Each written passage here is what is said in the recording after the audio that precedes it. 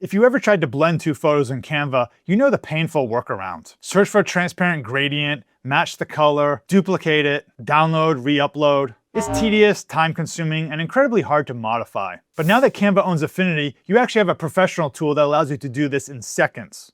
In Affinity, I just select one of my images, use the transparency tool, click and drag, and the images fade into each other.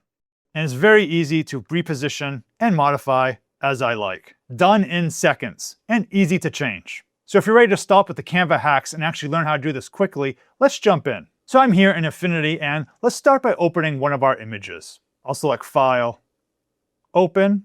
I'll select beach.jpg. I'll press Open. Now let's bring in the other image. Now to do this, I'll select File, Place, and it's called woman.jpg, so I'll press Open. And then I'll click, and there it is.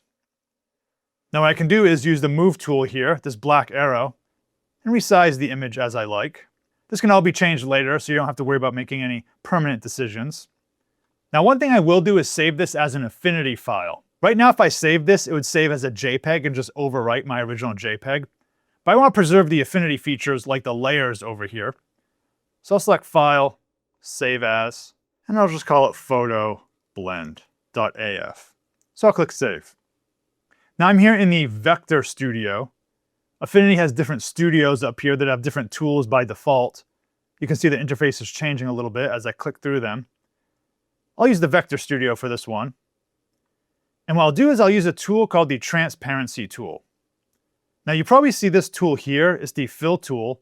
If I click and hold on it, there's a tool called the Transparency tool. It looks like a glass there. And it's very easy to use. I'll click on it. Now I'll make sure my woman layer is selected there. And then I'll click and drag, and I can make it transparent. Now you'll see one side is solid and one side is transparent. I actually want it to go the other way, so let's click and drag the other way. And there we go, we have our effect. And if you don't like your initial option, you can always click and drag again to redo it. Now one key thing about this tool is that there's a slider in the middle, so you can use that to balance the fall off a little bit. Once you get somewhere you like, you can just let go. And like I said, you can reposition this image using the Move tool. So I'll select the Move tool up here. I'll click her, snap it into the corner, click this other corner, maybe make it bigger. I can slide it off the canvas a little bit if I like, so maybe I just want her to be on the left edge there. And there we go. Done in seconds. And if you want to modify it, once again, select the woman layer again, and then go back and select your transparency tool, and you can change it like so. One other tip I'll give, if I move this image over here, let's select the transparency tool again. Up top you have some options about how the gradient works. So right now it's linear, that's just a line. You can also do something like, say, radial. So this will drag out from the center. Maybe kind of another cool option if you like. So there's lots of flexibility. Just remember to select that layer, click the tool again, transparency tool, and choose the option you like. Now if you're new to Affinity and you want to learn it from the ground up, check out my new beginner course. No experience in design software is required. It covers photo editing, vectors, text, layout, and more. I'll leave a link in the description below.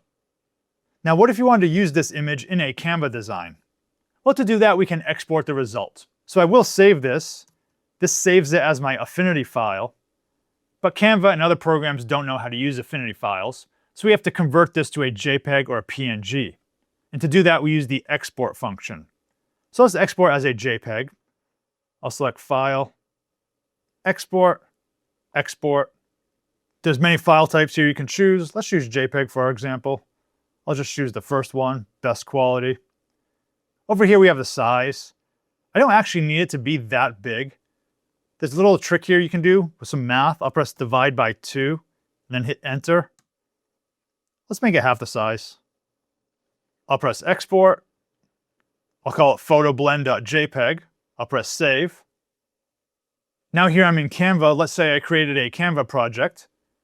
Let's bring this image in. I'll press upload files, photoblend.jpg. press open. The photo is imported. I can click and drag, and I can use it in my project. I'll be publishing many more videos about moving from Canva to Affinity, so be sure to like and subscribe to get notified when those come out. And if you have a topic you want to see a video on, let me know in the comments below. Thanks for watching, and see you in the next video.